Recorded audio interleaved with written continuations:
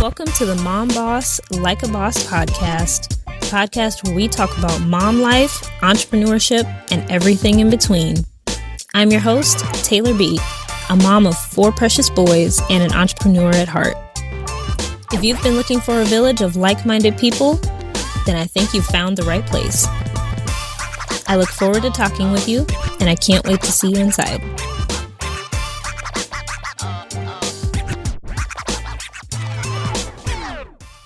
Hello. Welcome back to the podcast. If you're new here, welcome. I'm Taylor B. I'm the brand, web, and package designer behind TB Design Loft, which is my design studio that helps mompreneurs build sustainable brands that flow with their life instead of control their life.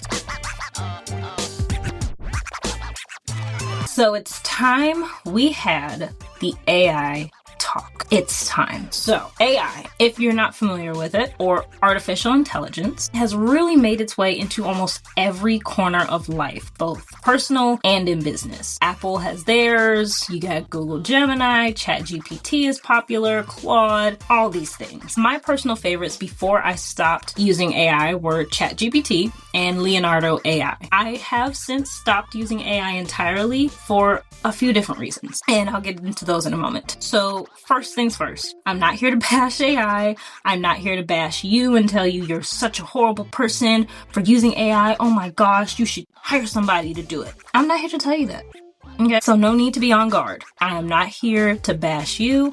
I used AI myself for about a year or 2 or so before I decided to stop. The benefits, I would say, that I have seen, I have experienced myself, and I've heard. For one thing, it's fast. It's very fast. It's instantaneous. So you don't have to wait for business hours of a person. You can literally just get your results or your answer right then and there. However, they like to hit you with the AI can be wrong, so double check your answers or fact check and all that. Not very helpful, but yes, always fact check. I've been seeing that a lot of people are using AI for simple things, and to me, it's a little concerning. I was listening to a podcast. I do not remember what it was, but I remember them saying that it's dulling the critical thinking of people who use it in excess. I think I would agree with that because I experienced that myself. Now, I've heard a lot of my favorite industry leaders give great advice on prompts, on how to use AI effectively and intelligently, and I think they're great ideas. I think they're great. There's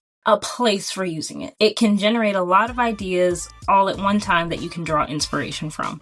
I think that's great because it's really difficult and time consuming to go Google search everything. Content ideas for this or inspiration for that. And the other struggle, let's just be transparent about having to just Google search things, is you need to know what you're searching. I will not sit here and tell you that it's not convenient to be able to go into an AI engine and type up whatever it is I'm trying to do. I can describe what I'm trying to do, but I don't know the name for it. I literally did that and I was able to find an answer. That is very convenient, and that is one thing that traditional search really made difficult. It made it difficult to find the answers you needed because sometimes you did not know what you were supposed to be searching. For example, if you were trying to figure out how to sell wholesale or to buy wholesale, you might search if you've never heard the term wholesale before, you're not familiar with it, you don't know anything about it. You might search affordable keychains because 9 times out of 10, when you're first starting your business, you're going to be checking Walmart, Amazon, Target, wherever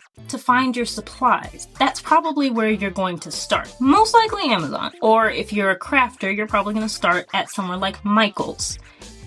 And the prices there are not sustainable for sourcing for your business. So as you're doing your business or you're building your hobby into a business, you're trying to find more affordable ways to source your material. Again, let's say you've never heard of wholesale. You type into, let's say you've never heard of wholesale and you're getting a lot of orders all at once and you're like, I can't keep up, or I can't keep going to the store, or the store ran out and I had to go to 3 different stores. So now you're like, how can I get a lot of my supplies in bulk. How can I make a big order? Again, you've never heard of wholesale. You type in that question to ChatGPT and it's probably going to tell you you're probably looking to wholesale your materials. And then it's probably going to scour the internet and find some sources for you.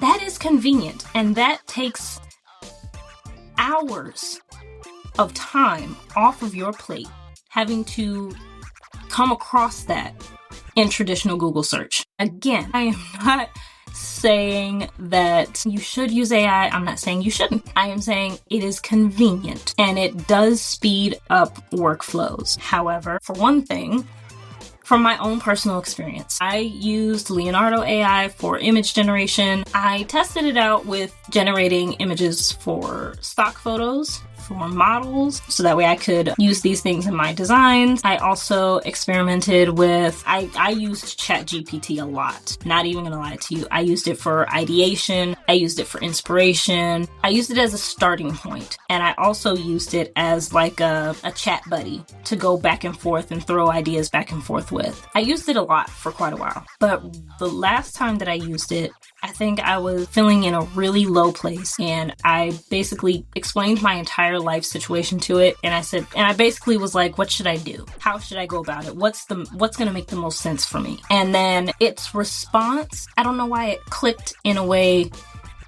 that I felt in that moment. I did not feel like I got an answer. I didn't feel like I got even a starting point. I felt the emptiness that AI is realistically. It felt like it was literally just reading me back what I had said with certain buzzwords that it knew that I had told it before. And I literally said to it, stop using buzzwords on me and just give me a real answer. And I think after that was when I decided to stop using it, because I started to realize that I felt like my cognitive thinking, my critical thinking had suffered and dulled, and that I felt like I needed to run to ChatGPT for everything. Almost everything that I wanted an answer on right away, I needed to go to ChatGPT because, what about this? I'm not sure. Let me go ask Chat. That was where I was. That was where I ended up. And I'm glad that I was aware enough to catch it before I fell even deeper. So that was why I decided to stop using it. That combined with the environmental effects that I was hearing about with how much water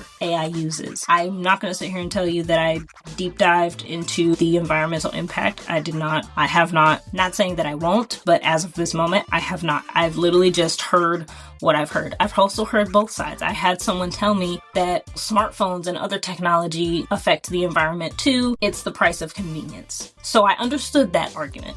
But again, I did not do a deep dive into the effects. Have not. All I have heard really is that it uses a lot of water and a lot of electricity.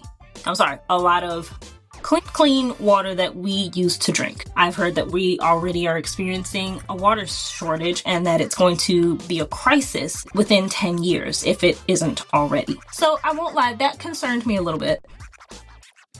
So that is what I've heard about AI, like the environmental effects. So I was concerned about that because I have kids, and hopefully, God willing, if they stop poisoning the food. God willing, I would love to live a long life. I would love my kids to live a long life. I hope they have kids. The environmental effect did make me think, like, you know what? I think I'm going to stop using this. So that was a big reason why I decided to stop. And then on top of that, like I said, it just felt like it dulled my critical thinking. That was the main reason why I stopped using it. I did not use it to design. That is literally what I do. It's my expertise. I tested out ChatGPT making a logo one time for one project I was working on, and I literally kept telling it, stop making it obvious. And it kept doing the same thing, and it was so aggravating. I was like, you know what? I think I like mine better. Probably biased, but whatever. Lately, I've been seeing the public view of AI, especially with the ChatGPT flyers and the AI flyers that are all coming out looking the same.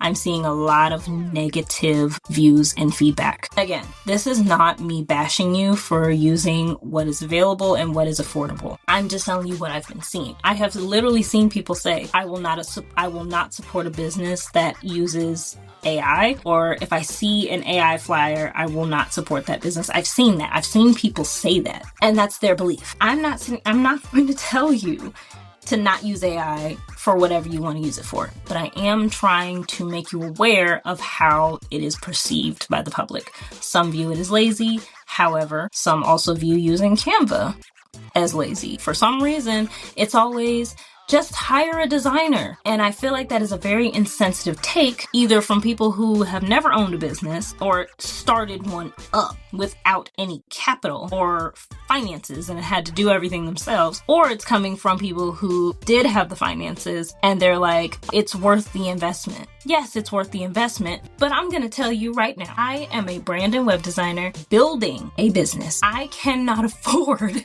to hire anyone else. That is why I do everything. That's why I do the content. That's why I do the marketing. That's why I do the branding for my business as well as for my clients. I can't afford to hire out. Now, me personally, I'm not using AI for like my copywriting or anything like that, but I can't hire no copywriter.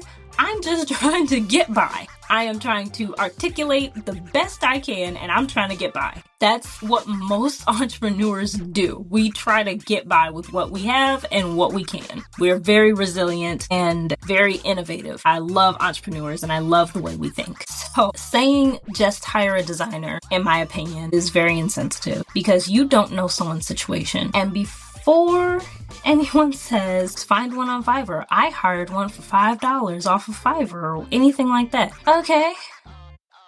Congratulations. Would you like a cookie? Thank you for that insight. There are times where somebody doesn't even have $5 and it's less complicated and much easier to just use the resources we have. So I'm not bashing you, but after all of that, I am going to tell you, you need to be careful. Don't let AI ruin your brilliant mind. You are brilliant. You're an entrepreneur. You've already decided, I'm going to do this thing. I'm going to build this business. You had this idea. You've built it or you're building it. You're brilliant. You are very intelligent. Don't let AI dull the sharpness of your mind. Make sure you are drawing inspiration outside of AI and outside of electronics, outside of social media. Go outside. Honestly, go outside. You don't have to go talk to nobody. I didn't say you had to talk to anybody, but go outside. Go outside, touch some grass, touch some concrete if that's all you got. Feel the wind on your face, look at nature. Maybe if you're down, go somewhere and people watch. Just go outside. Don't stay cooped up in the house all the time like I am. Go outside. If you are interested in networking events or community events, find those things. Just do a quick Google search. Find them. They're out there. Eventbrite is a great app to use to find local events where you can, if you're not an introvert or if you're like, I want to talk to people more or connect with people more, great place to find events. You might not even be looking to connect with people. You might just want to go to the pet fair that is being hosted somewhere. And then maybe you come across some people, whatever. Go outside is all I'm saying. That is the gist of what I'm telling you, is go outside. But using AI, especially heavily and excessively, it might dull your senses if it's not used properly. Try to research prompts if you are going to use it that makes ChatGPT or whatever platform you're using the quote-unquote expert that's asking you the questions. I've heard, who was it? Michelle Thames. I love her podcast. It's called Social Media Decoded. Check it out. She's a marketing genius. I love her content. She also uses AI in her business ethically. She uses it ethically. Okay, want to point that out. She had a prompt, I forgot what it was. It was something along the lines of telling ChatGPT, hey, real quick, I need your help with something. I need you to act as this industry expert and ask me the questions that are going to help me determine blah, blah, blah, blah, blah, blah, blah. It was something along those lines. If you use it in ways like that, it can help with the inspiration without dulling your senses. Instead of having it do the work for you, instead of having it do the thinking for you, have ChatGPT make you think. Just saying. Public perception of AI is mixed right now, and it depends on the industry, but it's very mixed. There are a lot of people against it, and there are a lot of people for it. The hidden costs of AI that you need to be aware of are your business might be seen as untrustworthy if you are only using AI graphics and stock photos that aren't, especially the ones that aren't quality, that are very obviously AI, and I will also give you an example from my own experience. There's a YouTube channel. I remember I was looking up some Notion tutorials. One channel, I clicked on the video because I was like, okay, this looks like what I'm looking for. Immediately, it was the guy talking, and it was an AI character, or it was a filter that I don't know what it was. I just know it was very off-putting for me. I clicked off the video immediately. Not because I was like, oh, I can't believe he used AI, but because it just didn't feel right. It gave me the ick. Deep in my heart and soul, it gave me the ick. And again, I used AI for like 2 years. I'm not against it. I just want it to be used ethically. That's all, honestly. So things like that. Your brand can be seen as untrustworthy if you're using AI. We are in a shift in society where online trust is extremely hard to gain. And if you're using AI very heavily and you're not actually showing up either yourself, if you're not showing up as you, if you're not showing the face behind the business, if you're not showing the process behind the product or the service, it's gonna give scam vibes. Nobody wants to get scammed. It's going to affect the trust that people might have in your business. There are going to be some who don't care, who are still going to support you. It's just something you need to be aware of. It might affect your trust, your brand's image, and it may hurt your brand and cost you a lot more in sales and revenue than you realize. I think I'm gonna wrap it up there. At the moment, that is enough rambling that I can think of on AI in general for right now. There's definitely going to be more episodes coming about AI. I have a photographer friend who I'm going to bring her on to talk about AI and how it has affected her photography business and the pros and cons, all the things. At some point, bring her on. I also have a friend who is a messaging expert who I will also bring on and to talk about AI and messaging and your brand messaging and all these things. Like, I have a couple of people that I'm going to bring on. We're going to do this thing. In closing, I would love to share a vision that I have, that I want to have for this podcast and for the business. I would love to begin at some point, interviewing fellow mompreneurs, whether you are still in the trenches of building your business and you've just started, whether you've already built the business, whatever it is. If you are a mom and you own a business, I would love to talk to you. I would love to hear your story. I would love to connect with you. So if that's something that you're interested in, or if you know someone who has a story that should be shared, feel free to DM me. Instagram and Threads right now is the best place to find me. I almost always have my phone in my hand. So at some point, I'm going to see the notification. I'm going to see the message. I'm going to see the DM. I do have 4 kids, if you don't remember. So I do find myself being very busy a lot and running around a lot. So if I don't get back to you right away, it's probably because I'm drowning in children. But feel free to reach out to me. I would love to talk to you, love to learn your story, and support and collaborate with you in any way possible. With that being said, thank you so much for listening to this podcast, and I'll catch you in the next one. Bye. Thanks for listening to the Mom Boss Like a Boss podcast. If you have any thoughts on the episode, please feel free to reach out to me on Threads or Instagram. You can find me at The Creative Altruist, all one word, no spaces, underscores, or periods. It'll also be right there in the description. Until next time.